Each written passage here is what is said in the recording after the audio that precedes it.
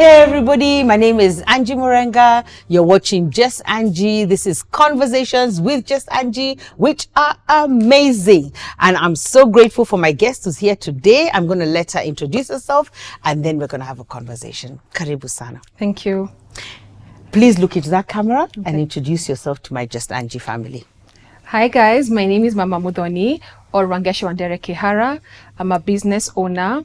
I run the Mothership Village. I'm a certified lactation consultant and certified child nutrition practitioner.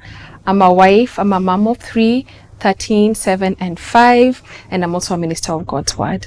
Wow, that is so amazing. That is so much. So I'm really grateful that you came. Thank you for having honoring our invite. Yeah. That's a lot of stuff that you do. But first, I like that it's certified. But we only have 20 minutes to unpack this. So there's ministry, there's the Mothership Village, there's the certification, which I love. There's being a mother, there's children. First of all, how do you do all these things? I don't even know. I think it's just all by God's grace. Yeah. And then I think with time, I'm also learning to build a team around me for each avenue. So like with home and motherhood, I have 2 helps, maybe more, but 2 helps in the home. At the Mothership Village, I also have help. And then with ministry, I also have a team. Yeah, because you see that's most people, what they'll do is they'll try to do everything together and you can't. You can't. Even ministry. You can't. You can't. Every part of your life requires like almost a system and a structure around. So I'm sure you learn the hard way sometimes because you get really, we all do, you get really like the wind blown out of you and you're like, I can't do this anymore. And so that's when you start saying, okay, let me put in the systems and the structures. So why did you start the Mothership Village? Wow. The easy answer is because of my husband. The harder answer is I was slapped into motherhood. That's a term I always say. I always feel like when I became a mom, I was not expecting it to be as hard, as complicated. I think we always look at our moms and think that life is so easy for them and our aunties, like it's just flawless and beautiful and nice and full of roses and flowers. And then everybody always said how beautiful motherhood was. But I did not expect the beginning to be as challenging as it was.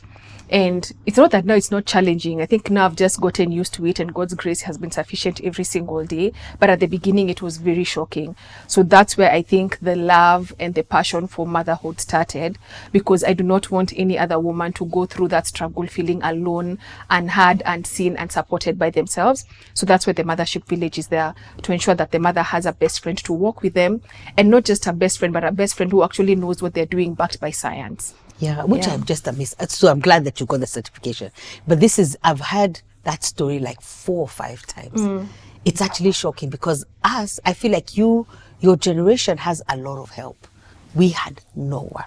But I can see like from my own life, the mistakes that I made because of that pressure, not healing, not being seen, not being heard, being in a situation that's not what I was expecting. I can see the mistakes I've made, even with my daughter, because of that. But I always feel like you have so much help. But that's not the question. The question is, why do you think? You see, why do you think that's happening? Because my grandmother's generation, they'd go to the shamba, have a baby, and come back. No hospital, deliver by yourself, or maybe they deliver with a midwife. Yeah. But that was it. Why is it that we're finding the motherhood journey so hard? Because we don't have the support our grandparents had. Okay.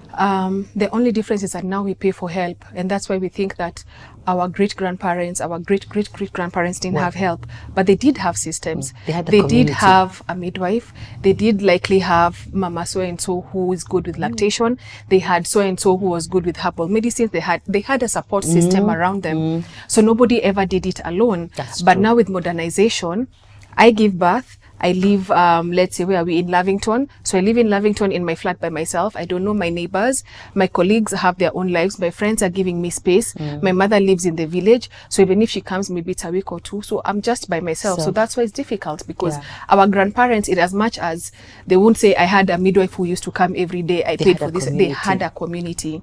And this is also a debate I've had with my mom, because she used to say, why do you need 2 house helps? You guys have so much help. But the truth is, there's no time in our lives, I remember living with just one house help. Even we your always own had home. a cousin, we always had an auntie, we always had somebody else living with us. So we always had at least 3 older women plus my mom supporting that home. So in as much as she did not pay for help, she still had the help and She the had community help. around her. And so that's what now modernization has forced us now to get the help, listen to messages, get the certified lactation person. What was the other certification you have? Child nutrition. Wow. Yeah. That's amazing. Thank you. So it's motherhood that made you feel like, so did it make you now when you put all those in place, does it make you seen? Does it make you heard, or you want that experience for other people? I want that experience for other people because my kids now are older. Yeah. So what we do with the programs at the Mothership Village is to help moms thrive through motherhood, not struggle, not survive. We want you to thrive. We want you to have the tools to be able to know how to navigate the hard areas, because it's not easy. It's not easy. But once you have the tools and we give you a support system and a community, then you don't feel alone. You don't feel like you're going through all this by yourself and there's something wrong with you, because everybody else is thriving and motherhood is beautiful for them, but not for you. Yeah, there's only one thing somebody said to me. They said to me, why didn't you tell me the true story about motherhood? But I'm like, how? I asked my aunties that as well. Really? Yeah, but I'm like, okay, how? I don't understand where that conversation would have come up. What would I have said? It's hard. It's not as blissful and as automatic as we think it is by watching you parenting us. I know, but how are we then not going to encourage you? We have to encourage you. It is, you're now pregnant, now here's the reality. This is what you should expect. I think it would have been horrible for me to do that. I think, myself. So it's good. I'm glad that there's a Mothership Village, because it would have, you're all... the thing with motherhood and with all the moving parts, it's very emotional. It's emotional for everyone. Yeah. I was watching my daughter go through something that if you had asked me as a mother, I would not have wanted her to go through it. I would have taken the burden myself. But I can't. She has to go through it. So actually it was the longest, I think, 20 hours of my life, because I was also very quiet in the 20 hours. All I was doing was praying, because it's hard. Yeah. It's hard to see your child going through that. I can imagine. So all I did is pray. And also I was traumatized. But now I can't make it about me, because it's about her. It's about her. It's her moment. It was difficult situation. That's why mothers are not encouraged in the delivery room in that time, because now you're seeing your child and you can't do anything. There's nothing you can do. Nothing at all. Yeah, there's nothing you can do. It's just life. So did you give birth by yourself then, with your community, without your mother? Without my mother, yes. So my first child, I was planning for a home birth. It didn't work out, but I was planning for a home birth. So I just had my husband with me. My second baby. And the doula, because if it's a home birth, the doula now came later. Yeah. And it's your first baby. You're very brave. What do you mean? I am. I don't think inside a box. I hate being inside a box. What? Yeah. You said I have a home birth just with my husband and the doula. Yeah, because also people were not understanding me, so I didn't want their noises. Well, even now, I'm not understanding. Even now, yeah. Right now, I'm not even understanding. And then my second was a vaginal birth after C-section. So even with that, I didn't want people's noises, because now everybody is told that it's impossible. Everybody is told that you shouldn't do it. Now you're making me clear. Yeah. We're told after you have a C-section, all your other children have to be. No, I had a vaginal birth within 2 years of my C-section. Did you look for that doctor specifically? Yes. Wow. That's Dr. Wangeci at Aga Khan, and he's very supportive. He's very pro-vaginal birth. He's very pro-VBAC. And your second baby was a vaginal birth? Hebrew birth. Amen. Hebrew? I think so. I think that's what a Hebrew birth is, because I think I labored for less than 3 hours. That's crazy. I got to hospital amazing. At 8:10. By 8:30, I had my baby. How? God's grace. I prayed for it. I prayed and I prayed and I prayed and I prayed for it. There are people who have prayed and that's not what happened. Now you see down there, I don't know what the experience was. But for me, what I prayed for, I got. In fact, sometimes I tell God, when I was praying for this, you didn't tell me to think about ABCD. Like there are things during my birth that happened that I didn't want to happen, that I had discussed with the doctor, but I kept telling the doctor, me, I'm having a quick birth, you won't make it. I kept telling him that. I kept telling him, you won't make it, I'm going to give birth quickly. And that's what happened. So now the things that I didn't want to give birth on my back, I didn't want my baby wiped, like all these things we had discussed with him. But now they happen because now the nurses are so quick and everything is happening. Yeah, because now he wasn't there. The baby's not wiped. So you didn't give, now you see, I'm going to get personal, but you didn't give birth on your back. I gave birth on my back because now my Oh, because he was late. He was so late. All the instructions you had given, Didn't he's happen. the one who had them, so And they then didn't happen. Also, because it was so quick, like I lay down, they put that thing that they put on you, the CTG, and then they asked me if I feel like pooping. I was like, no. I was at 6 centimeters. The nurse walks out, and then all of a sudden I groan like a goat, and then the nurse is coming back in, and then I'm telling her, I feel like my body has pushed, but it can't be possible. And then she's checking me, and there's a panic. Baby's here. So there was no time to even think, oh, let me turn and be on my knees. No. The next thing, I've groaned again, baby's out. Wow. So I didn't think about the repercussions of what I was praying for. Like I didn't pray, you pray now, next time now I'll pray, quick birth. I want it to be like I'll be more detailed in my And there'll birth. be order, the doctor will be there, people will not be late, my wishes will be made. Me, I don't even know where to take this conversation, but you've done this well. How long have you done the Mothership Village? As a profession, 4 years now. I went to school in 2020, graduated August 2020. Then I did it as a consultant by myself, and then I've run the Mothership Village as a clinic for a year, about 15 months now. And when you say you run it as a clinic, what does that mean? It means I have a clinic in Westlands, right opposite Tempisha. Yeah, that's now a physical space, but So we also women have can online. come there. Yeah, And then you have online. yeah. We Do you also do have home online visits? programs. Yes, we do home visits. Wow, you're busy. We are. We thank God. Wow. We thank God. I have a team. I have a nutritionist and a nurse who also help me with now the clinical work at the Mothership Village. At the village. And then we also have doctors who come, midwife who comes. Yeah. And then there's the argument about midwives and hospital births. And a lot of people are going for midwives. Like you wanted to do a home birth. A lot of people are doing home births. I was very shocked. There are quite a number. And they seem to work. Do you feel like we need to go back to the days of midwifing? I think versus so. hospital? Not necessarily versus hospital. I think even with the hospital birth, I feel like our medical system needs an overhaul. I feel like we are so reliant on doctors, and then we are so reliant on people who've studied a certain profession that now the system is like sort of overburdened. I think like births should be midwives' work. A doctor's work is medical, and birth is not really a medical event. So midwives should be allowed to do the giving, the catching the baby, let's call it that, the because that's catching what of the happened with baby. me. I think with Althea, I had a midwife. The hospital actually had that was in Pisha. Midwife, yeah. They actually had midwives in the maternity department, and that I think made a lot of difference. So now what I hear is that many big hospitals try and it fails because everybody wants the my gyna. But the my gyna is actually the women who struggle more than the people who actually see a midwife. Midwives do such an amazing job. Even walking you through the pregnancy, they give you so much information. They give you so much time. And unfortunately, doctors, just based on capacity, they don't have the time. They don't even really have the capacity to be able to walk you through as they should. During my time, I'd see the midwife for 1 hour at a time. Wow. So even now the Mothership Village, a whole hour. Yeah, even now the Mothership That's Village, a gift. You see the midwife for an hour before birth for each consultation. That is amazing. How many minutes does a doctor give you? He 10, can't. 15. Yeah, or she can't. She wouldn't be able to. So the midwife, I can ask them all my questions. Yes. They'll take me through the process. Yes. Now those stories of you didn't tell me what motherhood was about and giving birth. She'll be able to answer all those questions. Yeah.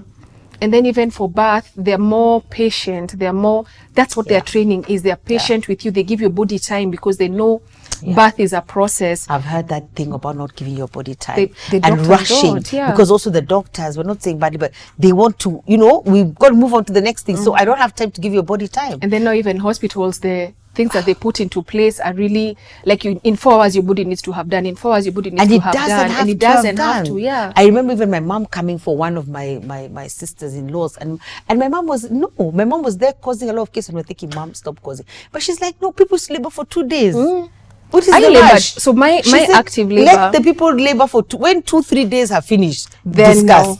If not, well, the doctor is in shock. Then everybody's in shock. Look at her like she's crazy. But it's the truth. You labored for 2 days. I labored. So my early labor on Friday, when I went to the hospital, was at 3 centimeters. So I had cramps throughout that day. But had I stayed in hospital on that Friday at 3 centimeters, forced you. I would have had a C-section, and especially because I was doing a vaginal birth after C-section. So I started at 3 centimeters on a Friday. I gave birth Saturday night. So what did you do? Did you go home? I went home. In fact, the doctor asked me, do you have to get admitted? I'm like, no, such people can give me a CS. No. Yeah. So I went to the market. I went to see another lady in hospital. And you're in labor. I went to, then I told my Wangeci. friends, I want to go and have some, what is it called? The kuku that has warus and etc. We ate. I went home the next day. You're in labor. But it's very early labor. Like it's cramps, it's nothing. Oh my God. So my active labor now started 6 p.m. the next day. The hospital would never have given me that much time. And they're not allowed to induce me because that's not what they don't induce you when you're having a VBAC. So definitely have had a C-section had I not given my body time. But then you have to be very in tune with your body, which we can be. And trusting your body. Trust in your body, because there are many times in the process, even with my daughter, where she'd say, this is what I'm feeling, this is what I'm feeling, this is what I'm going to do. And it would be right. Yeah. So there's an instinctive grace that needs to come. Even when you're parenting your child, there's something, you have to also rely on your instincts. You can't just rely on everything that is being said out there, because all situations are not the same. All babies are not the same. All birth processes are not the same. So and trusting that God and the Holy Spirit are going to speak to you, and knowing that God made your body for this. The percentage of women who have CS or the percentage of women who end up giving formula are too high. As in, you're basically saying that God made a mistake. He did not. God made your body for this. So it doesn't mean that you will not end up in a CS. But because you're not giving your body time and trusting that God made your body to do this, then you end up having a CS because the doctor has told you fear. Or in terms of breastfeeding, you're not trusting that your body was made to nourish this child. You're not trusting that God knew what he was doing when he made your body to nourish this child. So now you end up panicking and giving formula, while really, how is your body being able to make bones, being able to make a heart, being able to make a brain, but not being able to make water? Because that's what breast milk is. It's basically water. So a brain it can make, but water is where it draws the line. How is that possible? So do you think it's us? How do we get into that? Is it our thoughts? Because what you're saying is, sometimes I'm just wondering, are they women who cannot sufficiently breastfeed their children? 5%. Only 5. But think about the number of women you know, especially in our generation, who say sina maziwa, sikuwa na maziwa. That can be addressed, because I saw all sorts of things. Hey, I saw cookies. I saw, hey, let me tell you, even me, I was in school. I was like, huh? Lactation cookies, lactation tea. Talk to me, Mama Muthoni. I don't believe in those things. You don't believe in those? It's okay.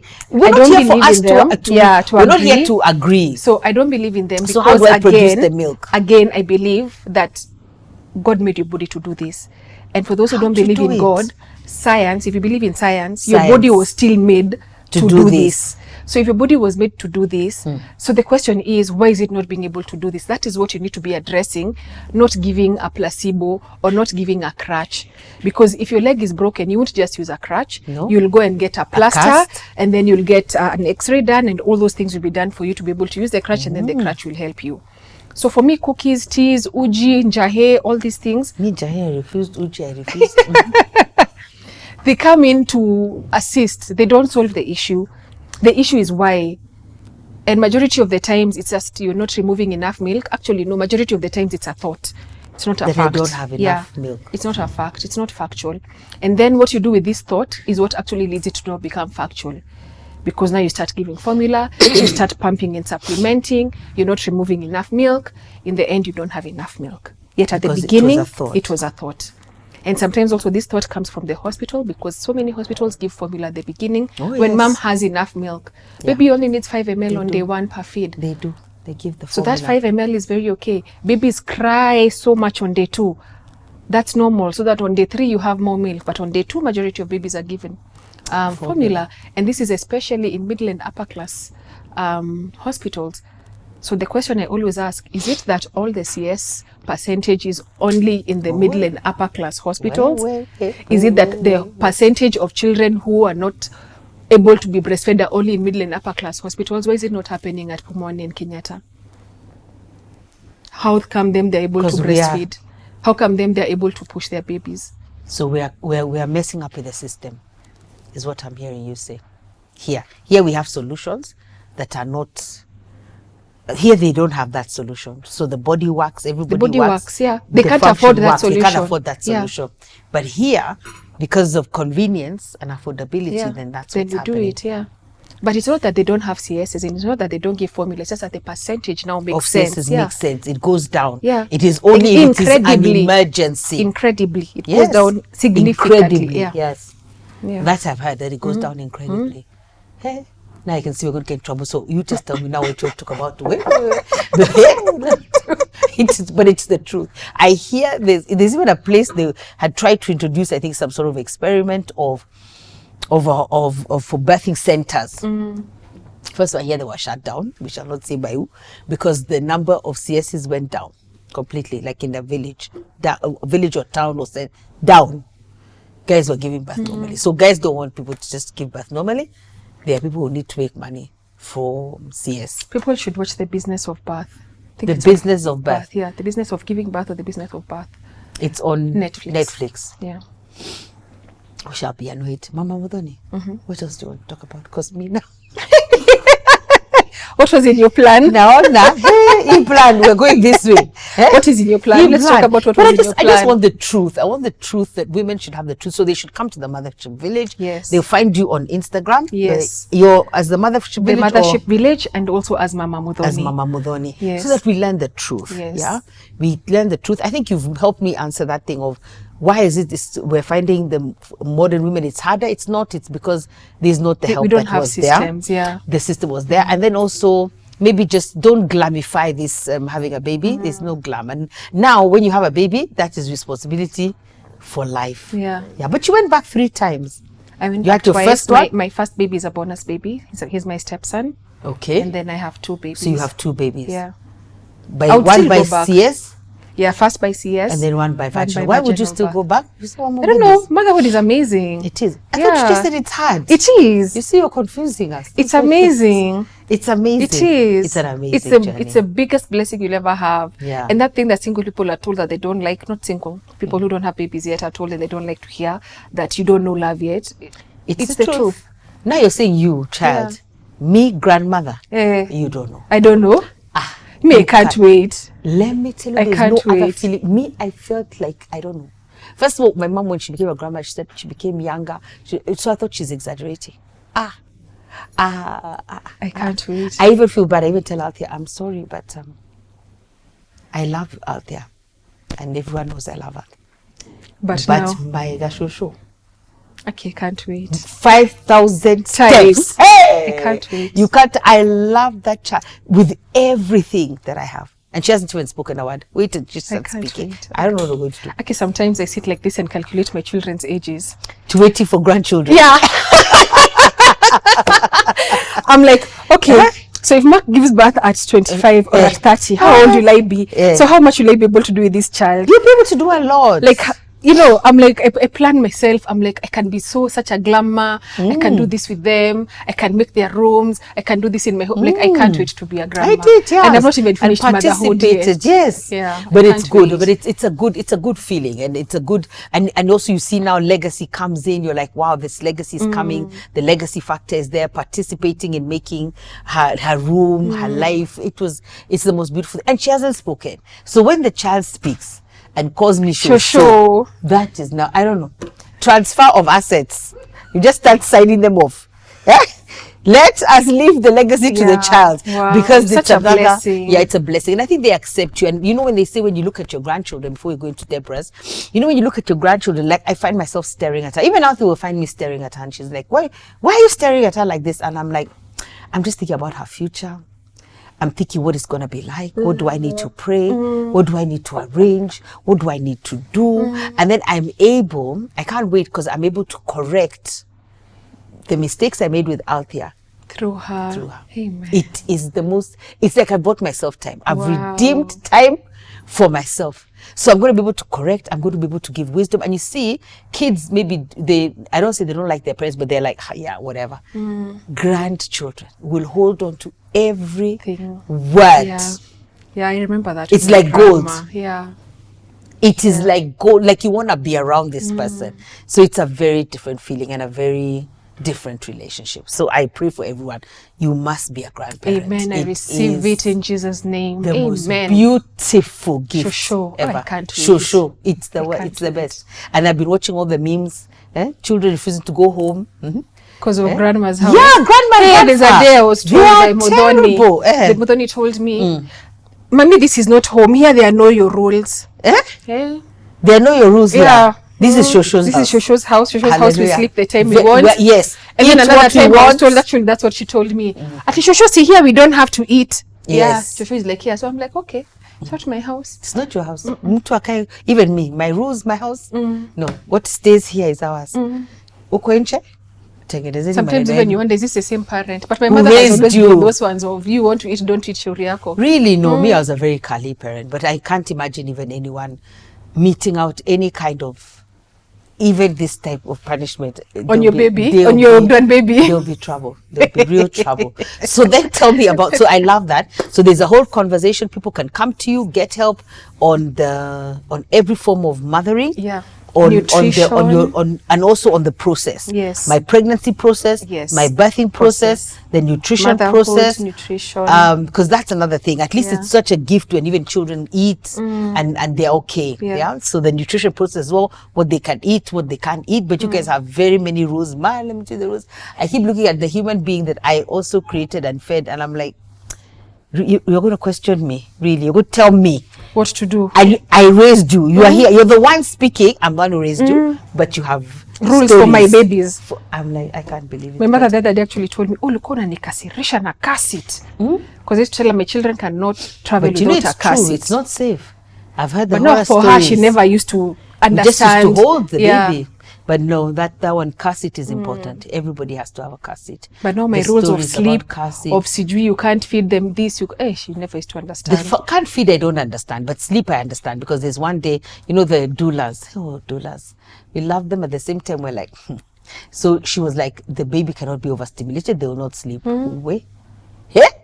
Did we? Hey, we were running around like headless chicken. So for me, I said, nap down.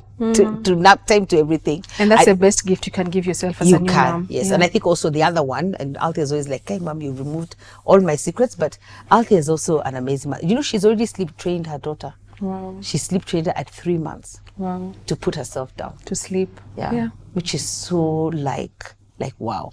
Yeah. So putting in the routine they need, the discipline they need, they cannot be running amok everywhere. I mean, I'm amazed that she's under 6 months and she sleep trained at 3 months, and that was that. Yeah, it was really good because it buys you your time, peace of mind, and your peace of mind. Yeah, so that she also sleeps. Also routine. There's nothing more important than routine. And it's very for difficult children. to put in a routine at the beginning because you're so tired. Yeah. But I always tell moms it's the best gift you can give yourself. You'll thank yourself in 3 or 4 months when the baby is older and everybody is still struggling. You will not be struggling like the rest. And then, but why do we feel guilty as mothers? There's a guilt. That's why, like, you don't want to sleep train, you don't want to do Okay, for me, sleep training in terms of letting the baby cry, I don't encourage because there are gentler ways of doing it. But sleep training in terms of creating a program, ensuring that the baby sleeps when they're supposed to sleep, there's a program, and then also now teaching the baby how to self-soothe without the crying out. That is what happened with her. She taught her how to self-soothe. So now in 10 minutes, the child is asleep. And she soothes herself, which is a good thing. So motherhood has got a lot to do. It's got a lot. But I think also maybe not being guilty. Don't feel guilty about it. Don't feel guilty. Don't feel like you have to be perfect about everything. And there's help now. There's help. You can go and get help and see where do you need the help, and then you get the help. And then also I think embracing and empowering the community around you to do it, because I've also seen mothers who will not let anybody else do anything concerning the baby, which is too much now. You can't survive like that. And especially if you're going back to work. Especially if you're going back to work, because you'll go back to work and your mind will never be settled because you did not empower the people you're leaving your baby with. Yeah. That's something else I think my baby has done very well. I'm so excited about that. So why did you start Deborah's? So that we finish. I think we're out of time. But so out of this, that's good dusted. Let's do that. Thank you also for doing it. I must say thank you. Thank you. Because many people go through hard things, but don't want to sort of ease the journey for others. And I think that's what you've done. You've provided a solution for other women to come and to have a different experience. So congratulations for that. And then now we can finish off with Deborah's. Okay. So Deborah's Arising is my ministry. It's a women's ministry I would say specifically for married women, because it's more on marriage than anything else, the married woman and there's different seasons in their life. Why I started it, because God pushed me and pushed me and pushed me and slapped me and put me in a wheel and spit me up. Like, yeah, it was just a lot of pushing. So it was just a calling that God put in my heart that I never thought I would do in my 30s. The first time I remember ever saying that I would be one of those aunties, I was pregnant with Muthoni, so I must have been like 30. And it was during a baby shower, and I spoke. And after I was done speaking, I was like, oh, wow, what was that? Like, it was so wise. I was so shocked. And then I remember telling my cousins, you know, when I'm 50, I'm going to be one of those aunties who give advice.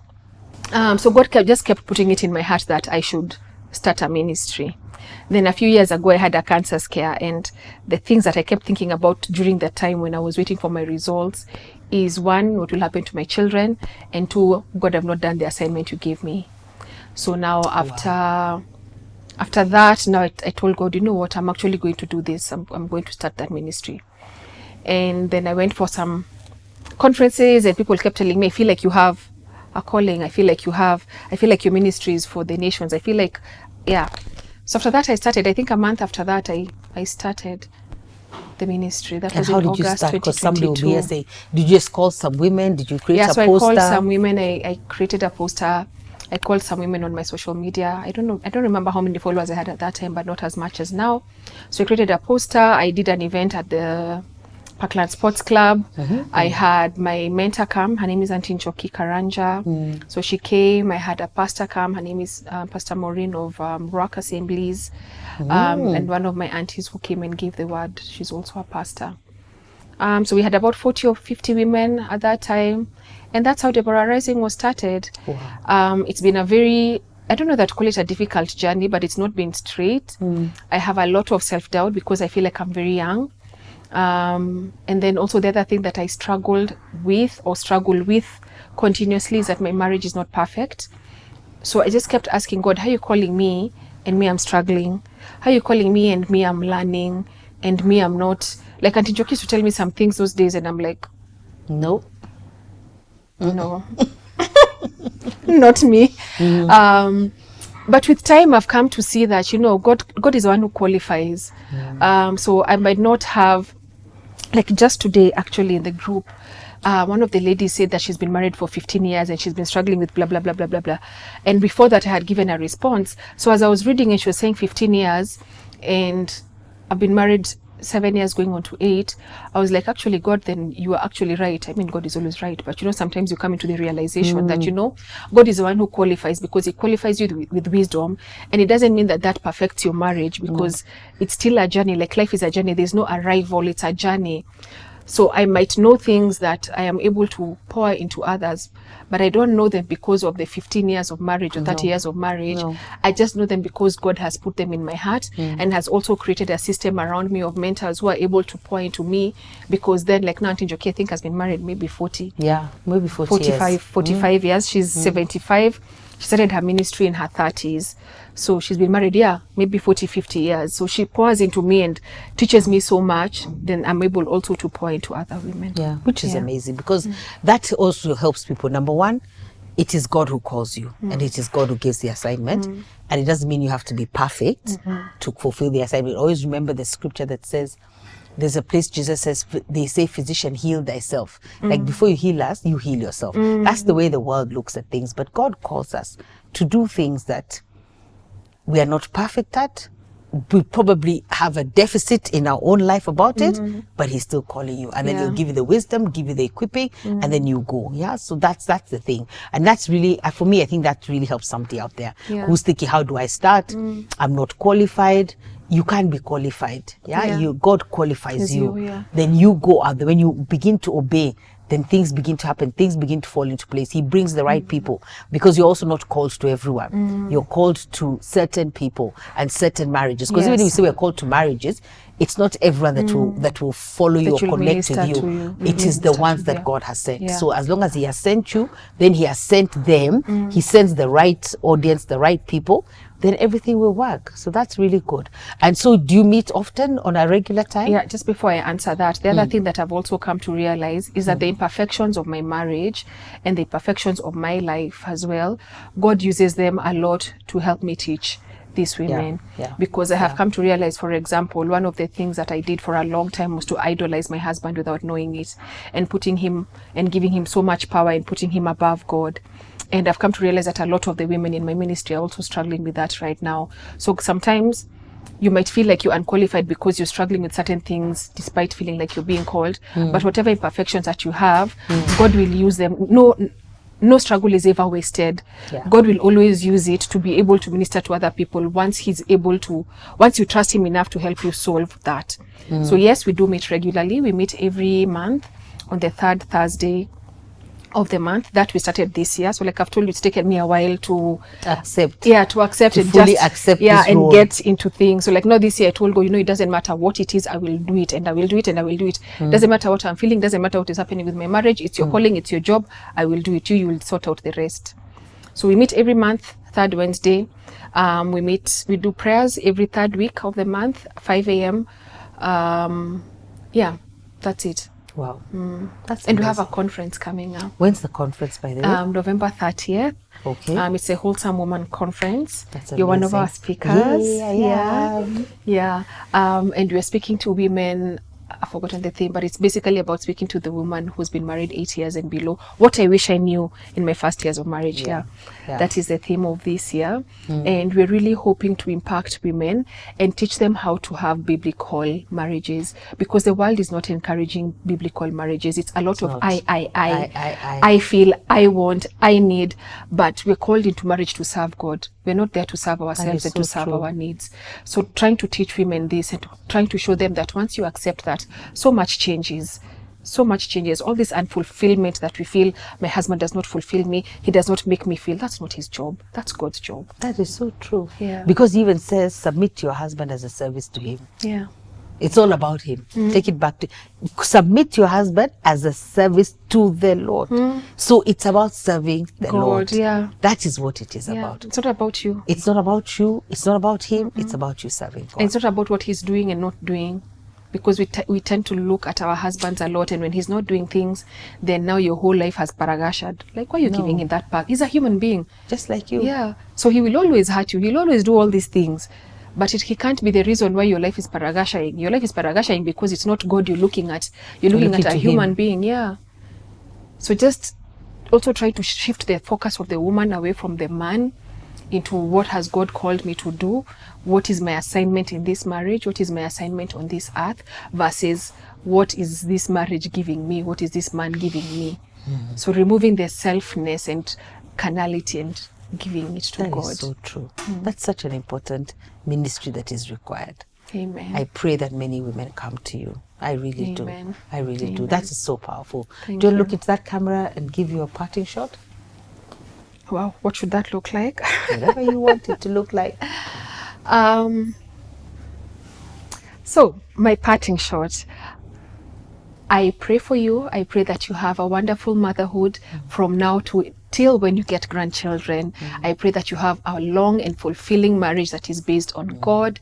I pray that you're able to shift your focus from whatever it is that's going on in your life and shift your focus to God. Because once you shift your focus to God, then everything changes. Everything becomes easier. Motherhood, work, friendships, just generally life changes once you shift your focus to Him who matters, not to us who are we're just here doing things that we don't even know.